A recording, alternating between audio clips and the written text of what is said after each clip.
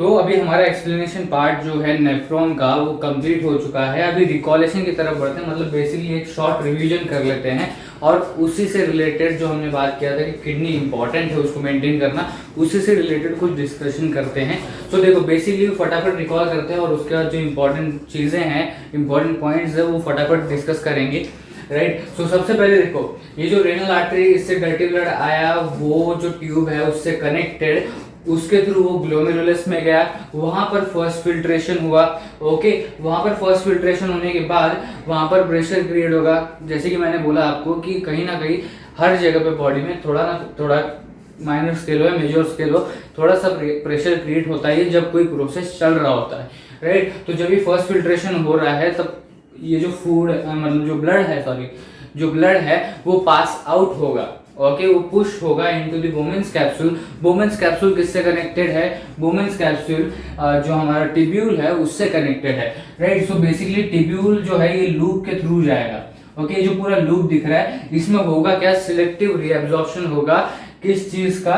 अपना जो यूजफुल चीजें हैं उसका, राइट। मतलब यहाँ पर फर्स्ट फिल्ट्रेशन में इनिशियल फिल्टर हो रहा है, मतलब कंप्लीट फिल्टर नहीं हो रहा है। ओके, सो यहाँ पर यूजफुल चीजें और हार्मफुल चीजें दोनों ही आएंगी, राइट। सो बेसिक सी बात है, बॉडी क्या करेगा? यूजफुल चीजों को ही एब्जॉर्ब करेगा, हार्मफुल चीजों को क्योंकि बाहर निकालना, जैसे कि हमने डिस्कस किया था, राइट। सो यहाँ पर जो कैपिलरीज दिख रही है आपको, जो ट्यूब है जो यहाँ से आया, बोमेन्स कैप्सूल को क्रॉस करते हुए आया है, जो इस तरीके से उसको सराउंड कर रहा है टिब्यूल को, तो यहाँ पर जो ये लूप दिख रहा है आपको, इसमें क्या होगा? बेसिकली रीएब्जॉर्प्शन होगा यूजफुल चीजों का। ओके, अब बेसिकली यहाँ पर दो वेज आ जाएंगे। ओके, जैसे कि आप यहाँ पर देख सकते हैं, ये यहाँ से वापस यहाँ पर चला जाएगा और ये यहाँ से वापस डायरेक्ट यूरेटर में आएगा। तो ये जो पूरा ट्यूब दिख रहा है यहाँ पर क्या हो रहा है? बेसिकली ये ट्यूब अभी रेनल वेन से कनेक्टेड है। देखो ये जो ट्यूब है ये रेनल वेन से कनेक्टेड है और रेनल वेन में क्या होगा? बेसिकली जैसे कि हमको पता है कि क्लीन ब्लड जाने वाला है, तो बेसिकली यहाँ पर क्या हुआ? इसके अंदर क्लीन ब्लड फ्लो कर रहा था जिसमें उसने यूजफुल चीजें क्या किया? एब्जॉर्ब किया, रीएब्जॉर्ब किया, राइट। सो वो जो रीएब्जॉर्ब्ड चीजें हैं, ग्लूकोज, अमीनो एसिड, जो यूजफुल सॉल्ट्स हैं, ओके, वो सारी चीजें एब्जॉर्ब करके रेनल वेन में लाई और रेनल वेन से जो क्लीन ब्लड है, मतलब यूजफुल चीजें हैं, वो पूरे बॉडी में अभी आने वाली है। उसके बाद आप अभी यहाँ पर देखोगे कि आगे ट्यूब कंटिन्यू हो ही रहा है। ओके, यहाँ पर नहीं रुक गया वो ट्यूब, आगे कंटिन्यू हो रहा है। और वहां पर क्यों कंटिन्यू हो रहा है? हार्मफुल चीजों को बेसिकली यूरिनरी ब्लैडर में लाना है, राइट, वहां से पास आउट होने वाला। सो यहाँ से क्या होगा? यहाँ पर यूरिन फॉर्म हुआ, मतलब यूरिन मतलब क्या? वाटर हो गया, okay, excess water, unwanted salt, जो भी हमने बातें की अब तक डिस्कस किया, ओके, उसमें से मोस्ट ऑफ द परसेंटेज किस चीज का है? यूरिया का। सो यहाँ पर यूरिन फॉर्म हुआ, वो आएगा कलेक्टिंग डक्ट में। ये कौन सा कलेक्टिंग डक्ट है? यूरिन कलेक्टिंग डक्ट है बेसिकली। और जो बाकी के ट्यूब्यूल्स हैं, ये ट्यूब्यूल्स कहाँ से आ रहे हैं? जो बाकी के नेफ्रॉन्स हैं। ओके, सो बाकी के ट्यूब्यूल्स से भी यहाँ पर ये कनेक्ट होगा और फिर ये यहाँ पर कलेक्ट करेगा यूरिन को, ओके, और फिर वो कैरी करेगा इनटू द यूरेटर। और यूरेटर किस चीज से कनेक्टेड है? यूरिनरी ब्लैडर से कनेक्टेड है। तो जो यूरेटर है वो यूरिनरी ब्लैडर में क्या करेगा?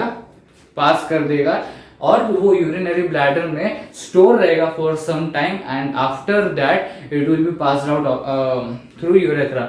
ओके, सो ये था हमारा पूरा प्रोसेस जो हमने एकदम सिंपल लैंग्वेज में अभी समझा, वो पूरा हमने डिटेल में डिस्कस किया। अब इसके आगे के जो टॉपिक्स है, जैसे कि हमने किडनी के बारे में बोला, तो जो आने वाले टॉपिक्स है उसमें हम क्या डिस्कस करने वाले हैं? किडनी फेलियर, राइट, वो क्या होता है, वो क्यों होता है, फिर उसके सॉल्यूशंस क्या है। और वन ऑफ द सॉल्यूशन, मतलब दो सॉल्यूशंस आते हैं जैसी किडनी फेलियर की बात चलती है, तो वहां पर दो सॉल्यूशन सबसे पहले सामने आते हैं। एक तो किडनी ट्रांसप्लांट और दूसरा है डायलिसिस। ओके, सो किडनी ट्रांसप्लांट मतलब क्या? जो अब यहाँ पर हम ब्रीफली डिस्कस करते हैं, जो आने वाले टॉपिक्स होंगे हमारे किडनी फेलियर के और डायलिसिस के, उसमें हम पूरा ये समझेंगे कि किडनी फेलियर होता क्यों है, फिर वो किडनी ट्रांसप्लांट है क्या वगैरह, ये सब कुछ। और फिर डायलिसिस में वैसे ही डायलिसिस होता क्या है, वो पूरा प्रोसेस क्या है, वो वाला सब कुछ हम समझने वाले डिटेल में। पहले यहाँ पर ब्रीफली डिस्कस कर लेते हैं, जो मैंने आपको रिकॉलेशन पार्ट के स्टार्टिंग में बोला कि कुछ डिस्कस करना है इंपॉर्टेंट पॉइंट्स। ओके, सो किडनी ट्रांसप्लांट बेसिकली है क्या? जो पहला सोल्यूशन है हमारा, दैट इज जो हेल्दी पर्सन है, हेल्दी पर्सन बोला उसको मतलब क्या, उसकी किडनी मेंटेन्ड है। ओके, सो किडनी मेंटेन्ड है मतलब क्या, वो किडनी ट्रांसप्लांट हो सकती है किसी और के इसमें, तो वो भी अगर रेडी है डोनेट करने को वो किडनी, सो वो डोनेट करने के बाद जिसके इसमें वो ट्रांसप्लांट करवानी है, मतलब जिसके इसमें वो मूव करवानी है, जिसके इसमें वो फिक्स करवानी है, वहां पर वो चला जाएगा और फिर वो किडनी वहां पर क्या होगी, ट्रांसप्लांट करेंगे वो, राइट। उसके बाद जो सेकेंड अपना ये है क्या बोलते हैं सोल्यूशन, वो है डायलिसिस। डायलिसिस में बेसिकली हो क्या रहा है, डायलिसिस जो है उसमें बेसिकली हो क्या रहा है कि पीरियोडिकली मशीन्स के थ्रू, ओके, ये जो पहला सोल्यूशन है वो लॉन्ग टर्म सोल्यूशन है, और अगर ये लॉन्ग टर्म सोल्यूशन कुछ स्पेसिफिक रीजंस के वजह से कवर नहीं होता, अकम्प्लिश नहीं हो पाता, तो पीरियोडिकली मशीन्स के थ्रू डायलिसिस करवाना पड़ता है। अभी मशीन्स को हम बोल सकते हैं आर्टिफिशियल किडनी बोल सकते हैं, मतलब जो हमारा सारा काम कर दे रही है, जो किडनी हमारी जो नेचुरल किडनी है, अंदर किडनी है, वो काम नहीं कर पा रही, that is why we are moving towards dialysis, right. So जो डायलिसिस है बेसिकली वो क्या कर रहा है, वो एक ऐसे बोल सकते हो कि वो नेचुरल किडनी नहीं, वो आर्टिफिशियल किडनी है जो हमारा सब कुछ काम कर रही है। किडनी का बेसिकली काम क्या है, हार्मफुल सब्सटेंसेस को रिमूव करना बॉडी से। ओके, सो डायलिसिस में मशीन्स के थ्रू ये सब कुछ होता है। ओके, डायलिसिस मतलब क्या है, वो एक ऐसा प्रोसेस है जो यूज किया जाता है for cleaning the blood of a person by separating or you can say by removing the waste, that is urea. Okay, जो मेजर क्वांटिटी में होता है यूरिया, एंड जो बाकी की चीजें हैं अनवांटेड सॉल्ट्स वगैरह, वो डायलिसिस के प्रोसीजर के थ्रू वो ब्लड से निकाले जाते हैं, और जो क्लीन ब्लड है वो वापस हमारे बॉडी में फ्लो होता रहता है, राइट। सो यहाँ पर ये डायलिसिस और किडनी फेलियर की तरफ क्यों बढ़े, बिकॉज मेंटेन नहीं किया। जैसे कि मैंने बोला किडनी बहुत ही इंपॉर्टेंट है, जैसे लेग स्प्रेन वगैरह, जैसे कि हमने एक्सप्लेनेशन पार्ट में बोला, तो स्पेसिफिकली वहां पर ही टारगेट करेगा। बट अगर किडनी का प्रॉब्लम होता है तो हमने क्या देखा था, बेसिकली इंपॉर्टेंस ऑफ एक्सक्रीशन है, राइट। सो पूरे ही बॉडी को टारगेट करता है, so that is why maintain करना इंपॉर्टेंट है। जैसे हमने ट्रांसपोर्टेशन प्लांट की इसमें देखा, राइट। प्लांट को अगर फॉर एग्जाम्पल वाटर का लेते हैं, हमने डिस्कस किया था कि अगर प्लांट को अगर ज्यादा वाटर हो जाता है, ज्यादा वाटर दिया जाता है, तो वो भी क्या होगा, अंदर से डैमेज होने लगेगा, फिर वो ऊपर से आपको व्हाइट पार्टिकल्स दिखेंगे, वो फंगस बोल सकते हैं हम, सिंपल लैंग्वेज में फंगस हो जाता है उसको, और फिर उसके बाद द प्लांट विल डाई। अगर वही पानी, अगर जो वाटर है वो अगर लेस क्वांटिटी में देते हैं तो वो भी मुरझा जाएगा, and then plant will die. So वहां पर क्या हो रहा है, जितना जरूरत है उतना ही मतलब जितना नीडेड है उतना ही प्लांट को मिल रहा है, मतलब क्या, उसको हम मेंटेन कर रहे हैं, प्लांट को मेंटेन कर रहे हैं जितना उसकी जरूरत है। वैसे ही यहाँ पर है, जैसे कि हमने एक्सप्लेनेशन पार्ट में डिस्कस किया, कोई किडनी को मेंटेन करना बहुत ही इंपॉर्टेंट है, वैसे ही बाकी के जो ऑर्गन्स हैं, हार्ट हो गया, देन जो हमारा इंटेस्टाइन है उसको भी क्लीन करना, और बेसिकली होगा कैसे, एक्सक्रीशन। ओके, जैसे इंटेस्टाइन को क्लीन रखना, फिर किडनी और यूरिनरी ब्लैडर को क्लीन रखना, बेसिकली हार्मफुल चीजों को, वेस्ट मटेरियल्स को बाहर निकालना, तो एक्सक्रीशन भी इंपॉर्टेंट है।